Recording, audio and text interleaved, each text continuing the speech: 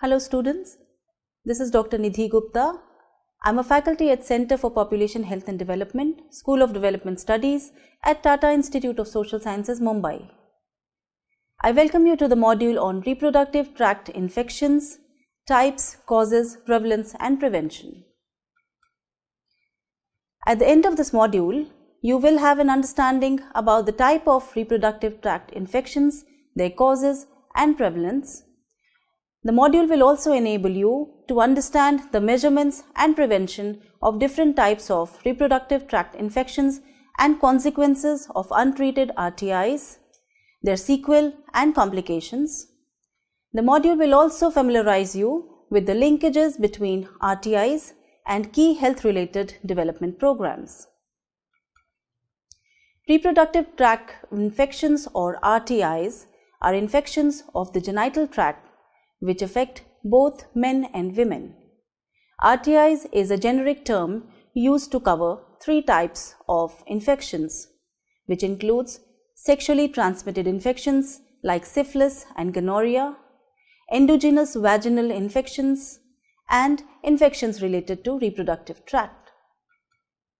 Reproductive health, when viewed from a rights perspective, lays emphasis on sexual health, which should improve the personal relationship to ensure an individual free from reproductive tract infections and sexually transmitted diseases.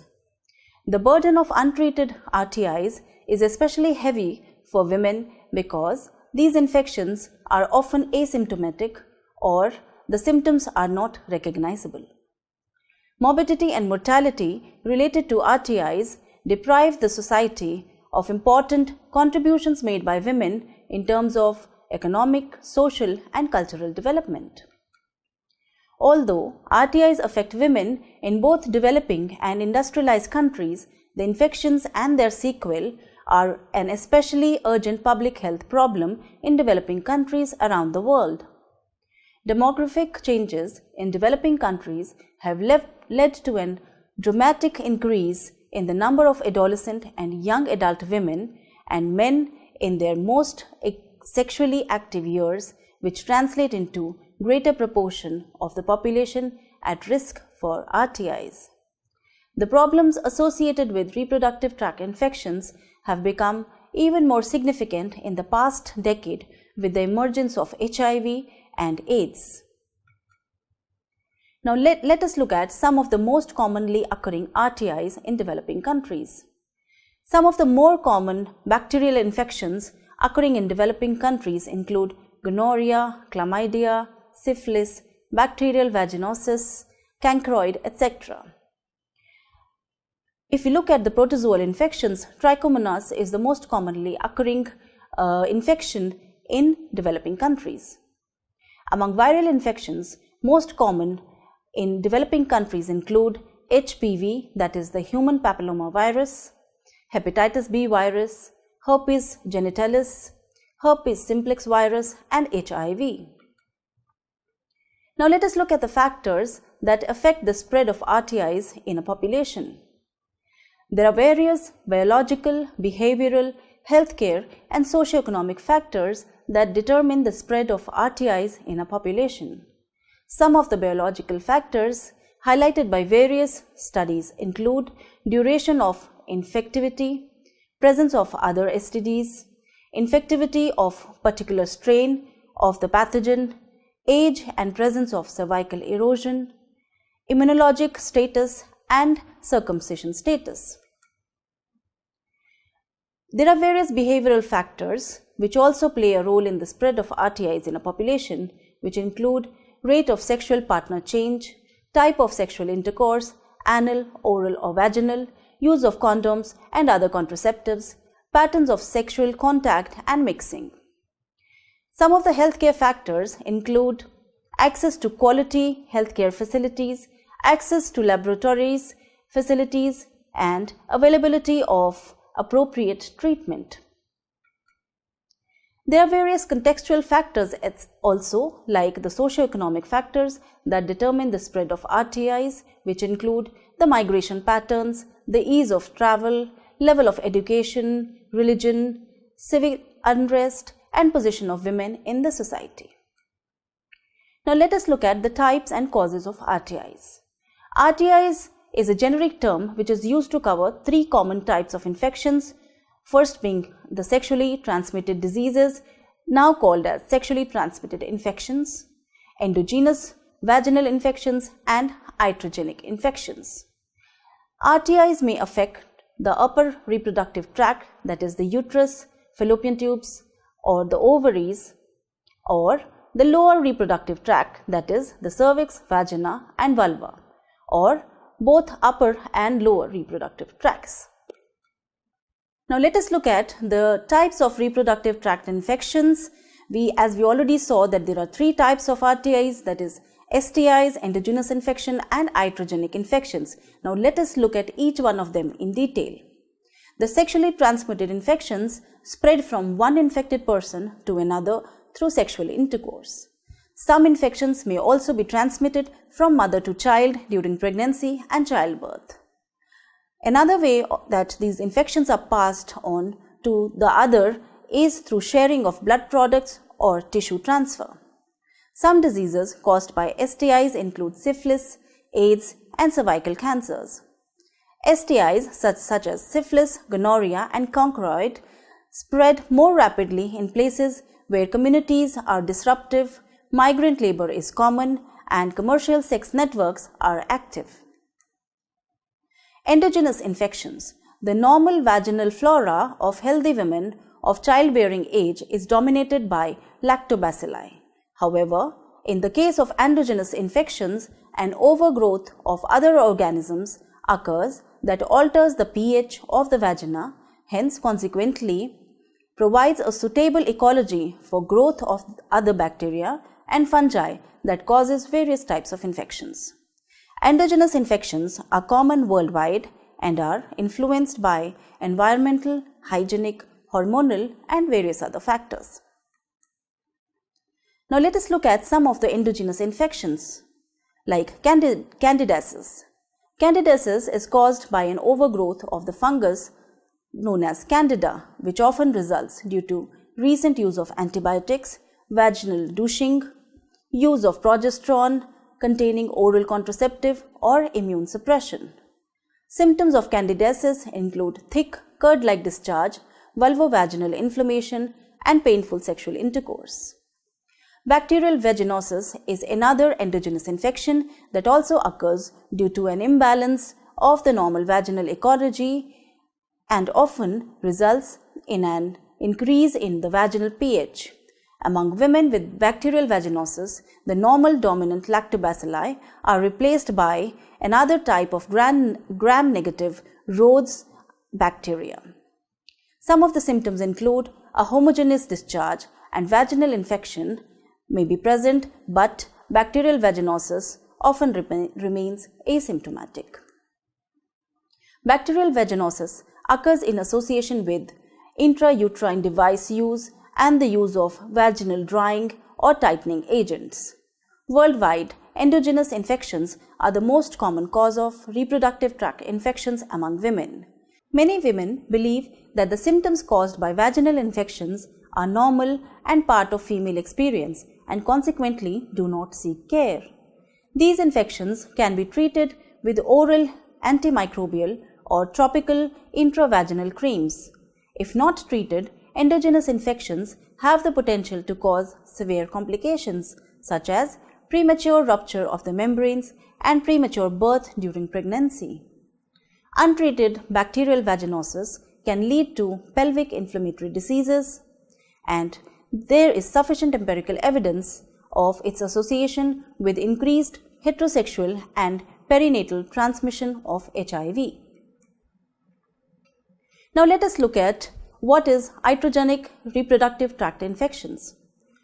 Iatrogenic reproductive tract infections are the result of bacteria being introduced into the normally sterile environment of the upper reproductive tract through medical procedures such as the insertion of intrauterine device, induced abortion, or during delivery.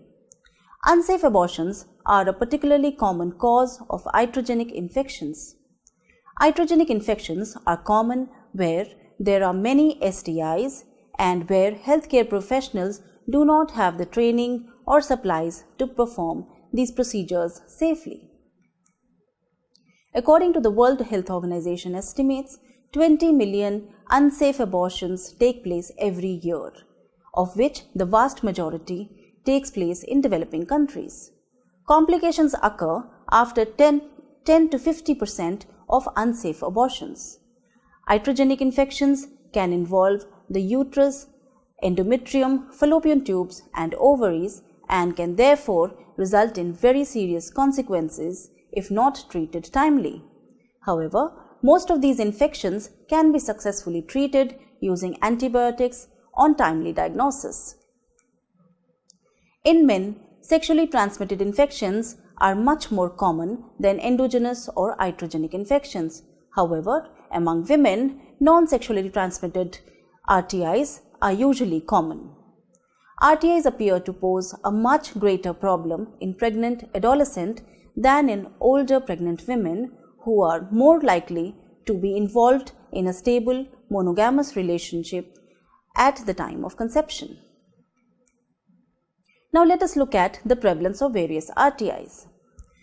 The epidemiological data shows that incidence and prevalence of various RTIs vary greatly between countries and even between regions within a country. A reflection of these differences in the characteristics of each pathogen, such as the duration of infectivity and transmissibility, as well as other biological, behavioral, medical, social, and economic factors. Among pregnant women in developing countries, it is estimated that gonorrhea rates are 10 to 15 times higher, chlamydia rates are 2 to 3 times higher, and syphilis rates are 10 to 100 times higher than the rates of these STIs among women in the developed countries. Rates of RTIs tend to be highest among high-risk groups such as commercial sex workers and clients of STD clinics, but are also prevalent in asymptomatic populations and low-risk women such as those attending the antenatal care clinics. In Indian community-based studies, the range of self-reported morbidity has been reported to vary from 39 to 84%. Now let us look at the complications and sequelae of reproductive tract infections and HIV. Untreated RTIs are among one of the major causes of infertility among women and sometimes men, as they may lead to inflammatory diseases of reproductive tract that may block the reproductive tracts like the fallopian tubes in women and vas deferens in men. Each year, thousands of women die from sequelae of undiagnosed or untreated RTIs, including cervical cancers, ectopic pregnancies, acute and chronic infections of uterus and fallopian tubes, and puerperal infections. Other sequelae include infertility, fetal wastage, low birth weight, infant blindness, neonatal pneumonia, and mental retardation. Pelvic inflammatory diseases are one of the most serious consequences of RTIs in women, which occurs when an infection of the lower genital tract, that is, either from cervix or vagina or outside organisms, reach the upper tract, that is, the uterus, fallopian tubes, ovaries, and the surrounding structures. The infection may become generalized and life-threatening, and resulting tissue damage and scarring may cause infertility, chronic pelvic pain, and increased risk of ectopic pregnancy. The tubal scarring and blockage that often follow a pelvic inflammatory disease may be total or partial. Fertilization can still occur with partial tubal blockage, but risk of implantation in the fallopian tubes and other sites outside the uterus, which is called ectopic pregnancy, is high. Certain types of human papillomavirus, that is HPV, are associated with the development of cervical neoplasias. Chronic pain may be experienced by patients with RTIs such as genital herpes and pelvic inflammatory diseases, which may cause persistent or episodic genital or abdominal pain. Over the course of HIV infections, potentially the most serious RTI, the spectrum of symptoms may occur, which include acute retroviral illness, sore throat, swollen lymph nodes, increased skin rashes, herpes zoster, pulmonary tuberculosis, diarrhea, chronic fever, severe weight loss, bacterial pneumonia, debilitating fatigue, and various other infections, recurrent infections, and untimely death. Now let us see what can be done to prevent RTIs and their complications. Some of the key strategies to control RTIs in resource-constrained settings are as follows. Improving the awareness of community level about safe sex to control STIs and awareness about the signs and symptoms of reproductive tract infections is the most important strategy. Behavior change communication to improve health-seeking behavior for RTIs among individuals and communities. Improving the skills of healthcare practitioners to promote accurate diagnosis. Timely and right treatment, hence access to quality healthcare for right treatment including diagnostics and medicines should be made available. Complete treatment, awareness about importance of treatment completion to avoid complications and reproductive morbidity should be improved among healthcare practitioners as well as patients suffering from RTIs. Some of the intervention strategies for RTI control should focus on overcoming the various challenges. Poverty and labor migration separate families and lead to risky sexual behavior. Low status of women that limits economic options and leads to risky sexual behavior. Women may exchange sex for money or other forms of support. Low status also means little control over decisions and less ability to negotiate with partner.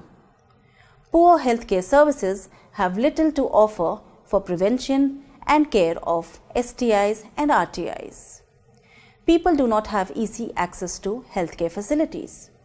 People do not use healthcare facilities. These are some of the challenges that should be borne in mind while designing the interventions, especially in resource-constrained environments of developing countries.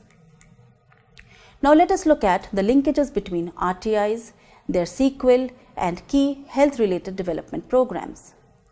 A major challenge facing women with RTIs in developing countries is limited access to healthcare for those infections. A considerable amount of treatment for RTIs is offered by pharmacists, traditional healers, untrained laypeople, and street vendors. Concept of case management used in developed countries are usually not appropriate for implementation in developing countries in which care is provided through an array of services and individuals. Hence, prevention and treatment services for RTIs has been integrated into other reproductive health services routinely attended by women, including family planning and prenatal clinics under the Reproductive and Child Health Program of India. RTIs are an integral part of fundamental health-related development programs such as these concerning with family planning, child survival, women's health, safe motherhood, and HIV prevention.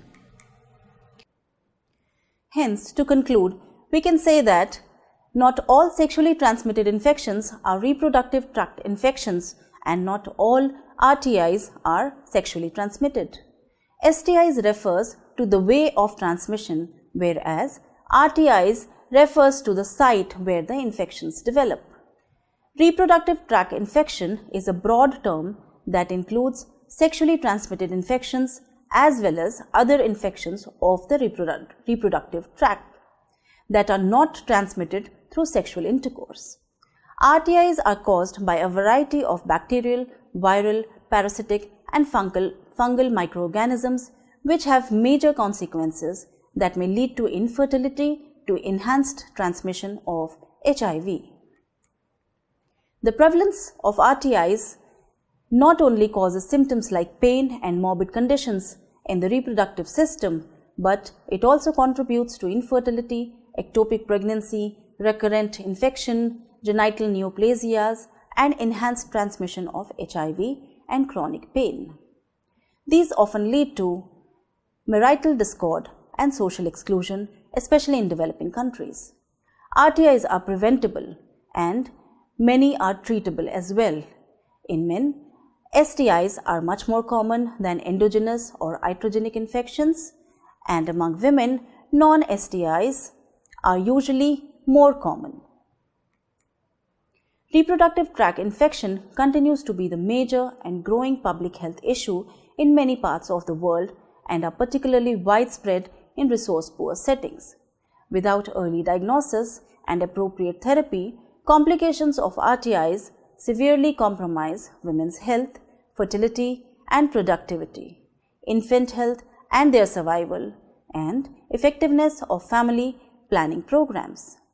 Interventions that truly decrease the burden of RTIs will involve the coordination of efforts among several interrelated health initiatives and will include changes in the outlook, knowledge, skills and resources at all levels of the healthcare system. Thank you.